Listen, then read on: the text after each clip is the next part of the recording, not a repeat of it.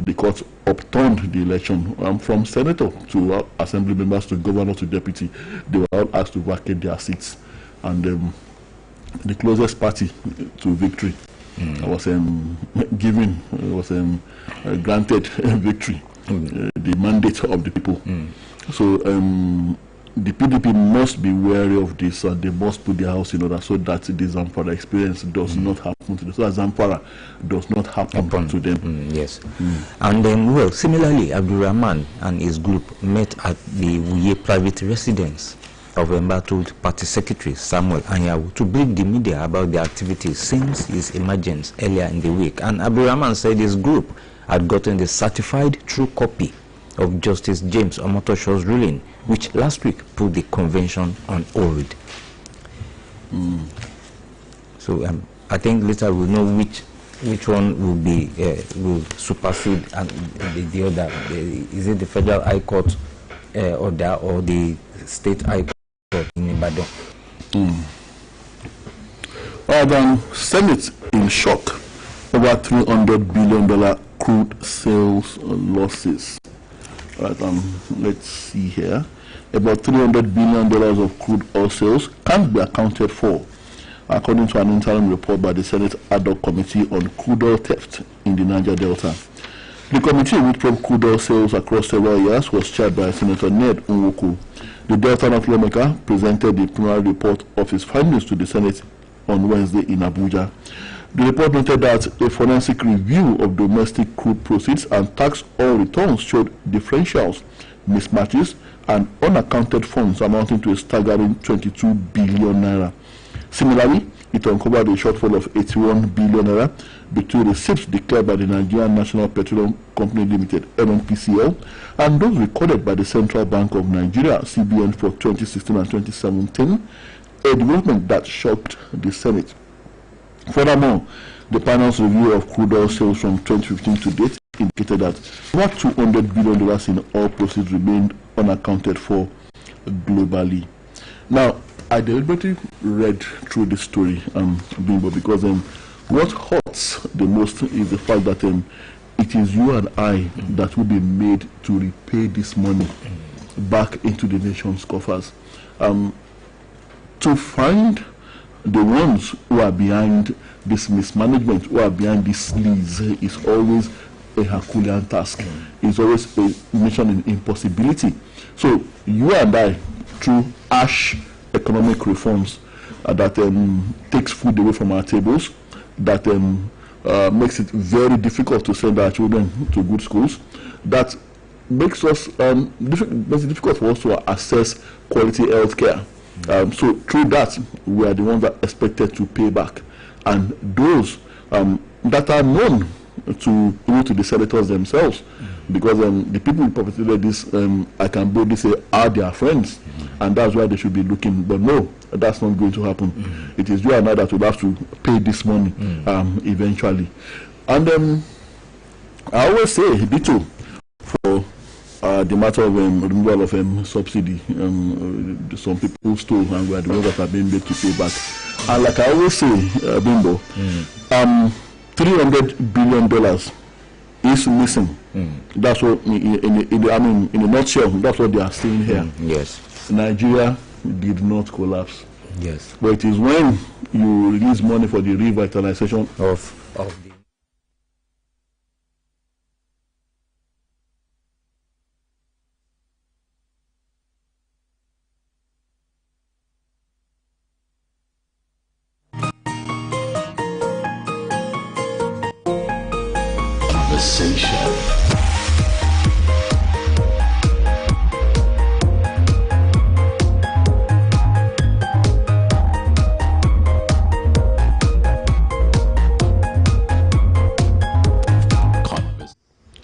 the apologies for that breaking transmission. For that time we were talking about the $300 billion missing. Well, that's what the senators are saying in a nutshell. $300 billion crude oil sales missing. And then, like I always say, this amount of money is missing, not just from the petroleum sector and other sectors as well. $300 billion, and then Nigeria did not collapse. Bimbo. But it is when you have to release money for the revitalization of universities, for the welfare of personnel in the health sector, for the revitalization of the health sector, that is when Nigeria is expected to collapse. And and like I said, Bimbo, it is you and I that are expected to pay this money back into the nation's coffers through the harsh, killing economic reforms that takes everything away from you, that takes food away from your table, that makes it difficult for you to have access to quality healthcare, that makes it difficult for you to have access to the good thing. Making it difficult for Nigerian universities to be revitalized. Money is always getting missing. So many monies from different aspects. And Nigeria has not disintegrated. Nigeria has not ceased to exist. So, also recalled that it had on October 22, 2025 issued a 4-week ultimatum to the federal government to meet its outstanding demands or risk a total strike. And they will, in good faith, ability of the refineries, of the local refineries, and are they really going to ensure that this is done? Well, the private refineries are there, the biggest of which is the Dangote refinery, but even is also being tackled by elements that do not want Nigeria to get better, that do not want progress for the country. Port Harcourt, Warri, Kaduna refineries are there, and there was a promise that in fact there was an assurance that they were back on stream, especially the Warri refinery. And only for us to see, and they are not even talking about it again, Bimbo. Yes, and at the end of the day, it never worked. We were just cajoled into believing that Nigerians were fooled. Yes. But I don't know if Mr. President himself was also fooled. Now, Mr. Segun Ajayi Kadri, Director General of MAN, described the tariff as a strategic and patriotic step aligned with the Nigeria First agenda and MAN's consistent push for local content and patronage.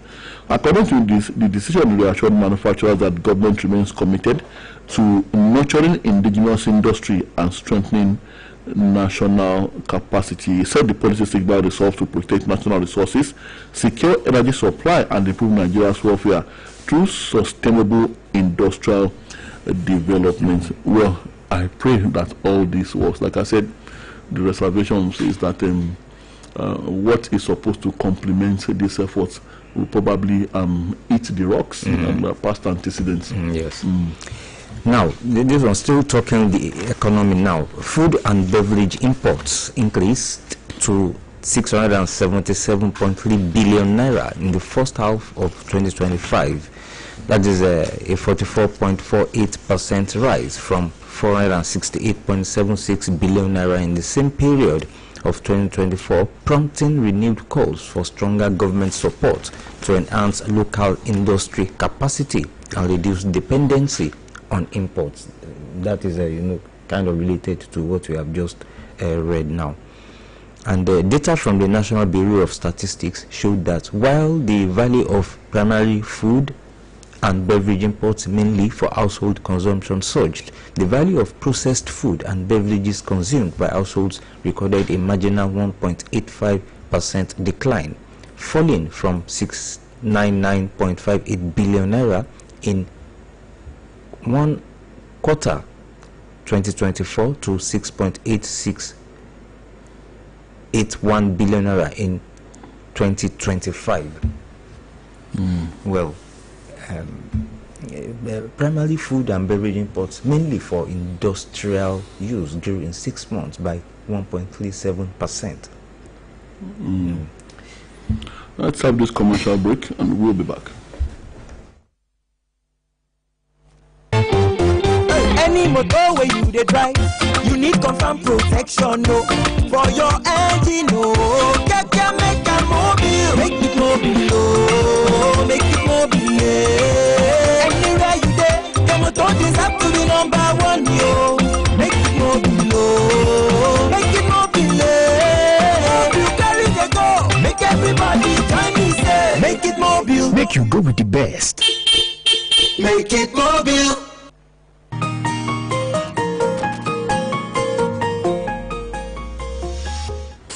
All right, we're back, and the program is still Conversation Court dismisses Dangote Refinery's $100 billion suit against NNPCL. Others. The Federal High Court in Abuja on Wednesday dismissed the $100 billion suit filed by Dangote Petroleum Refinery and Petrochemicals against Nigeria National Petroleum Company Limited and its co-defendants over oil import license dispute. Justice Mohammed Humar dismissed the suit following an oral application by the defense lawyers after counsel who appeared for Dangote CEO Adegbe withdrew the suit. I guess they've settled amicably. The suit has been withdrawn. And it was reported that the suit, which was formerly before Justice Inyang Eko, began afresh following its reassignment to Justice Umar. And Dangote had sued the Nigerian Midstream and Downstream Petroleum Regulatory Authority, NMDPRA, and Nigeria National Petroleum Company Limited, NNPCL, as first and second defendants. Now, Professor Oluyole is talking again here, talking about his stoppage of entering the U.S. by the United States government. And he said, I predicted mass U.S. visa, green card revocations.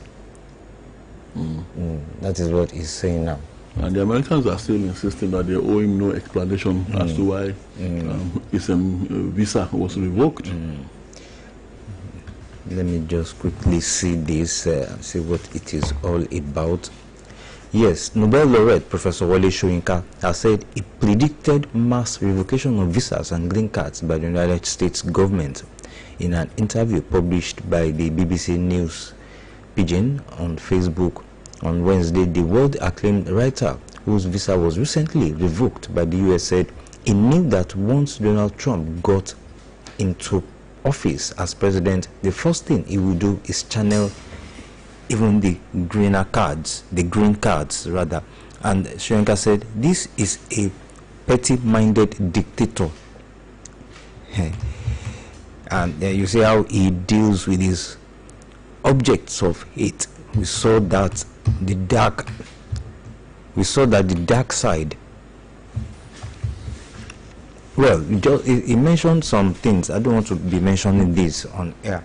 Yes, like trying to, castigate Trump now. Well, we don't know whether he's trying to castigate him or maybe he's trying to, give his own view of what really happened. That he knew that all this will come to pass at the end of the day. Mr. Trump is everything that Professor Soyinka says he is. He is indeed, yes, I agree with you, he is a petty-minded dictator. He behaves like a typical African leader. He should have been in Africa.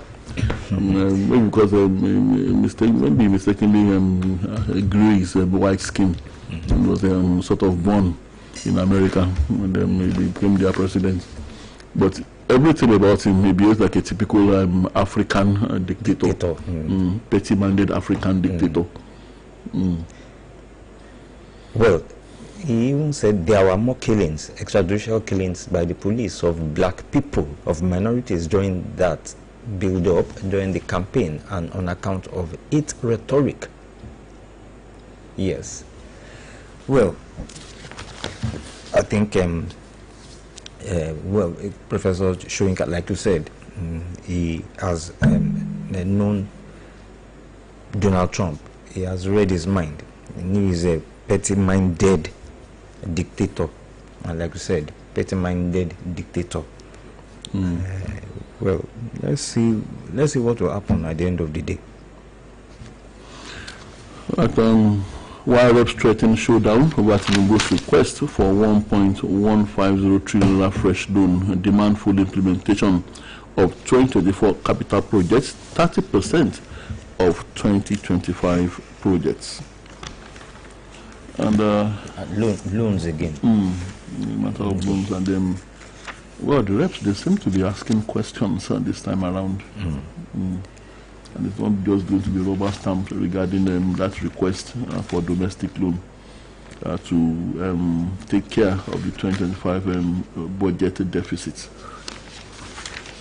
Again, court gives Nnamdi Kanu till Friday to defend terrorism charges against him or waive his right. The man has dismantled his legal team, and they say he's appearing for himself, and he's insisting that he has no case to answer. But the judge said yesterday that he was giving him the last window of opportunity to defend himself appropriately.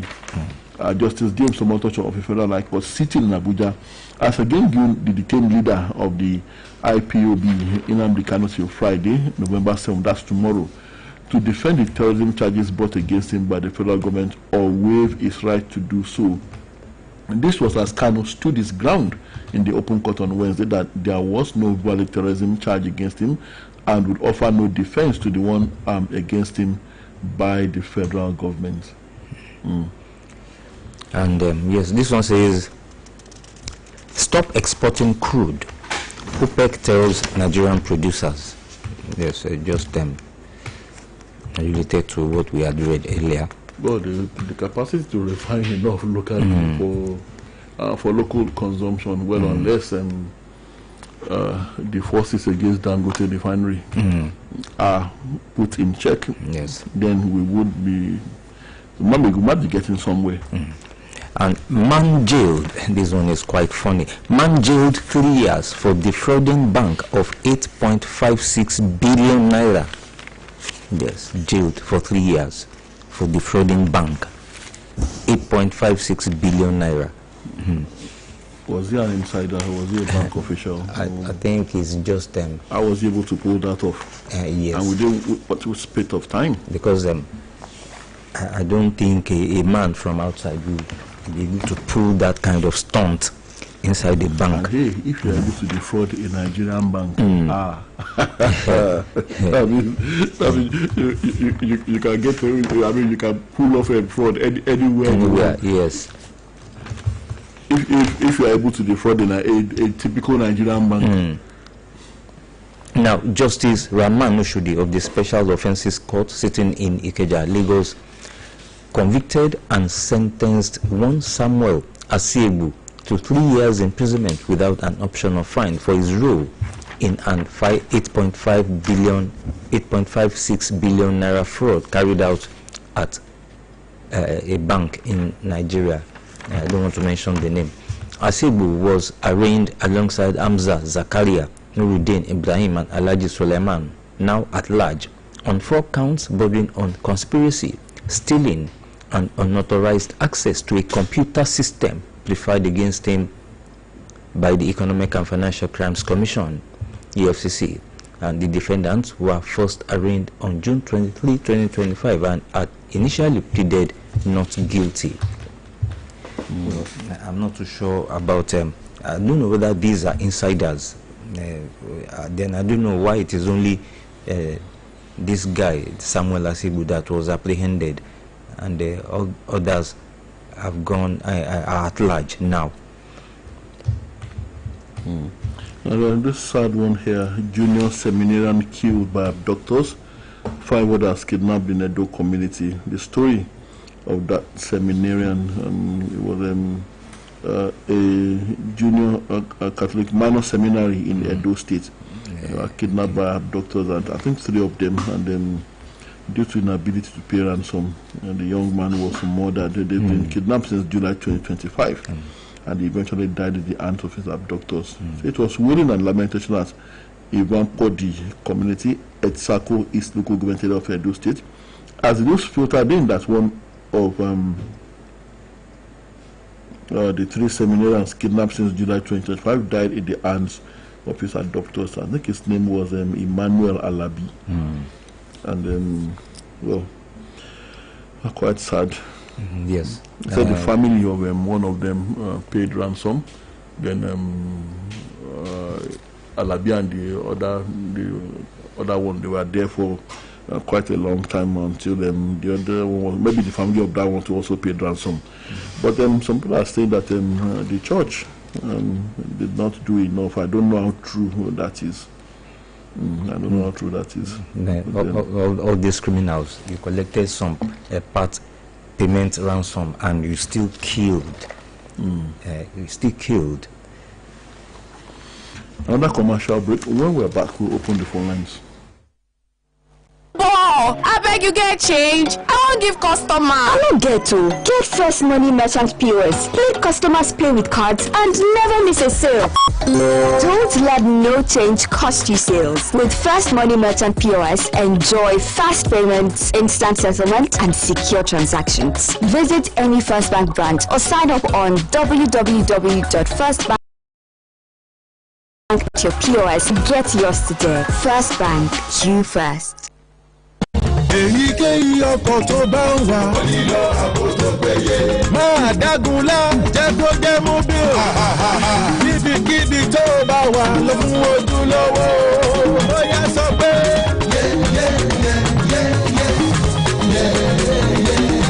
Jẹ́ kó jẹ́ mobile. Mobile ní ìṣúlẹ̀ ọjọ́. Jẹ́ kó jẹ́ mobile. Lọ pẹ̀lú ojúlówó. Jẹ́ kó jẹ́ mobile.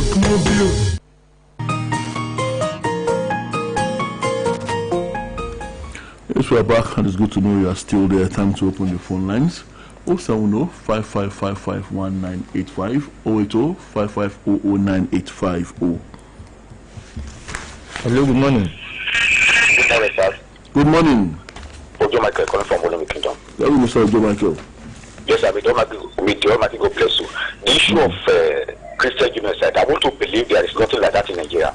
But Christians are more massacre by these criminals. Yes, that's how I can put it. Christians are more suffer, are more victim. Yes.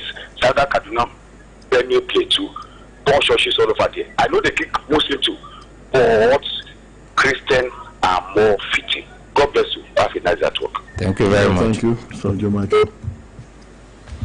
Troops rescue military officer, 9 others in Benue, and they were rescued from kidnappers, gunmen. And Amotekun arrest spy for kidnap syndicate behind murder in Ondo. Wow. 0055009850 or 07055551985. Hello, good morning. Good morning, sir. Good morning. The 0805 is not important. So tell your listeners they can call on this one. Then, on the issue of Professor Wale Soyinka, Professor Wale Soyinka always thinks he's the wisest. The man is brilliant and a very intelligent man. He has fought for this country. But of recent time, he has let some of us down because he has lost guard of what we used to know him for. Now, he thought what he has been doing with Nigerian government, with Nigerian space, he thought he can do it with Americans. No, you cannot do it with them. It's not Trump that revoke your green card. Trump does not have your time. They are busy. It's the U.S. Embassy. You threatened to tear down their green card. And later, when the card was due, you said it by your mouth, that when the card was due for you to renew it, you did not present it because, according to you, you said the card had accident and it got an accident. You said you just use that one as metaphor. Now, they request you to now come with that green card so that they can do something about it. A year, 2 years, you did not come. So they assume that you have destroyed the card. You cannot destroy their green card. You know, it's an offense there. So they will not renew, they will ban you. That's just it. So don't come and be mentioning things for us and stuff. You were not the one that called Jonathan like Shibopotamus. You call Jonathan stupid. You call everybody stupid. Now, Buhari came there. Killing everywhere, you cannot talk. Your friend now, your brother now is there, you cannot talk. Now you are now telling us that somebody is bad, somebody is good, who are you to tell us who is good and who is bad? You are literally there as we know, but don't come into our space again and be telling us as if you want to be giving us things. So good morning, my brothers. Thank you. Mr. Jide from Ekolaba. Also, 55551985. Number to call, part of conversation this morning. Well, ASU is calling for the sack of the Minister of Education. They seem to think it's the problem why their demands are not being met, and they are saying that 2 weeks have already lapsed out of the 4 weeks given to the federal government to meet their demands, and that they might have no option than to call for a full-blown indefinite strike now. Hello, good morning. Hello, good morning. Good morning. Hello, good morning. Good morning. I could tell me what to tell you. Good to have you, sir. I learned that Trump is a German America. Is that correct? Yes, and we understand he has German origins. Okay, then the best of Hitler has been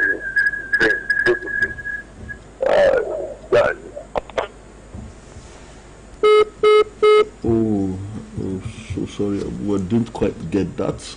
Or maybe you might want to call back and start the line is tripped off. Hello, good morning. Good morning. Hello? Hello, good morning. Yes, good morning, sir. Good morning. My name is Genesis. I'm from Aquarius. Good to have you, sir. Can I go ahead? Yeah. Please go ahead. Hello? Oh, We seem to be having problems with these lines. with the line this morning. Please do well to call us back. It was calling from Aguari. 070-5555-1985. Hello? Hello, good Good morning. morning. Yes, good morning, sir. My name is Genesis from Aquarius. Okay, good to have you back, sir. All right. You see, I don't know why people have criticized Donald Trump. All they will have to do in Nigeria, we have to appreciate Donald Trump. Like one man called now. If you go to Benue State, because I'm from Benue State, all the people doing there, we don't have Muslims in Benue State. It's part of Plateau. Even the people that are killing our and the man says in 2009, it's not just 3 years ago. So I was blamed for that. Our media are not able to do something about the killing. So if that man that can come and help Nigeria, I think if Britain stays in Nigeria, Muslims will also stay. We should stop denying the opportunity. I think we should appreciate Donald Trump for what he's saying. We should stop criticizing him. Our leader is not mine. When the people are there, they are talking about their election. So if that man can come and help Nigeria, it's a welcome development. Thank you. Thank you very All much. right, thank you. Well, obviously, from what we read this morning, the federal government is not saying that its help is not welcome, but then it must be with an understanding and collaboration with the Nigerian government, and not by way of bullying us into offering that help. And that's why people like me are thinking that there might be more to is trying to help. It says it's trying to protect Christians in Nigeria, yet you are saying you want to do that by instituting military action without the consent and collaboration of the home government. So how does he intend to go about that? That's the question we all keep asking. Right, we have another caller. Hello, Mr. Tola. Hello, good morning. Good morning. Gide calling back. Well, good to The have you, National sir. Theatre that was named after Prof. Shoyinka. Some artists have come out. Those people who that they still know the history of that place. They said that place should have been renamed Abba Ogunde, not Prof. Shoyinka, which I agree with. Abba Ogunde did more for that National Theatre than Prof. Shoyinka. How many of his plays were played there? But Abba Ogunde came with dramas and theatres over there from the 60s to know that kind of thing. They said it's a great service to Abba Ogunde, which I think federal government should go. But his friend just annoyed him with that thing. But Abba Ogunde should have been renamed. So thank you. Thank you very much. Well, I think they are both very deserving of the honor. Yes. If you ask me, Mr. Giri, I think the two icons are well deserving of that honor. Yes. Quickly, one last call here, or two more. 070-5555-1985. And keep the calls coming in. And okay, scientists develop gel to repair tooth enamel. So you might want to go for that labor to take care of your toothache. So when the enamel is repaired, you can forget about toothache. And I should also forget about removing the tooth. Hello, good morning. Good morning to you. Good morning. And my other brother. Yes. Good I'm morning. taking the calling from Aguare. Mr. Josubi. The question is the era of executive journalism gone? It's not gone. We are now comfort zone in the southwest here, and the middle belt, and south. people, Christians in the northern part of Nigeria are crying that they are being killed, massacred. Go to Gaza, go to Rwanda, go to other communities. Let them massacred up to 501 in the night. The brother was killed.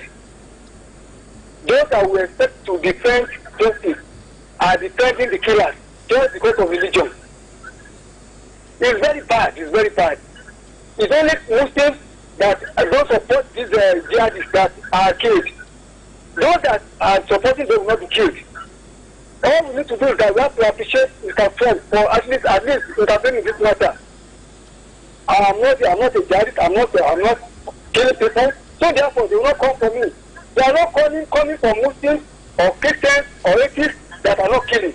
They are coming for the killers. Don't help us to give faith. You let us stop hypocrisy in Nigeria. Enough is enough. Let us be brave. You don't have to tell anything here. We will die. Whether we like it or not, one day we will die. We don't support people. Thank you very much. God bless you. Thank you very much. Okay, Mr. Trump is coming for the killers. How is he going to do that without the cooperation and collaboration of the home government? He just walks into your country and does what he likes. And I've said it before, he is not coming, Bimbo. What he's going to do is exactly what I think he's achieving what he wants to achieve. Set us against ourselves over this matter. And again, make sure it snowballs. So he might even use the northern people who would think that Muslims are about to be on the receiving end, so they would fight back, and then he sets us against ourselves, and then he will have an excuse to come in order so that he's protecting American interests. Mr. Trump, if he's coming, he's not coming because he loves you, Mr. Dare or Jesudi. He's not coming because he loves you. He's coming because of his own interest and American interest, the self-interest of his country, and he would gladly see you turn into Syria or Libya or Iraq. My submission this morning. All right, we have to go. Check your time is 7:30, and we'll be back same time tomorrow morning, God willing. My name is Tola Teriba. And my name is Bimbo Akombi. Thank you very much for listening, and enjoy your day. Conversation.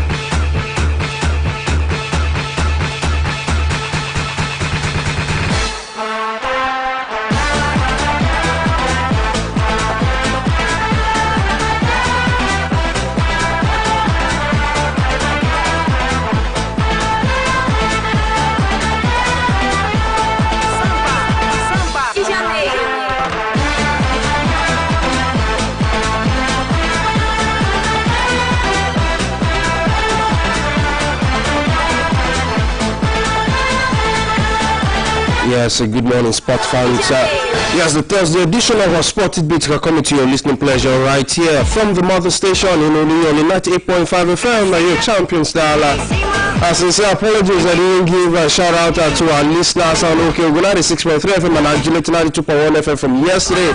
But yes, a good morning to listeners from that belt, a strong family, and yes, from the mother station right here in the ancient city of Ibadan, Oluyole 98.5 FM. Yes, to the world, I'll be bringing Spotted Between your listening pleasure. My name is Oluyole, your host on the program this morning. And there's a whole lot for us to unpack between now and 8 a.m. of the program as it's your breakfast sports show on radio. I'll be giving you the latest sizzling sports stories to tickle your fancy this morning. On the menu we have stories from the world of football, local and foreign, just the way you like it. So all you need to do is to just sit back and enjoy what we've curated for you on the program. You can catch us on Facebook on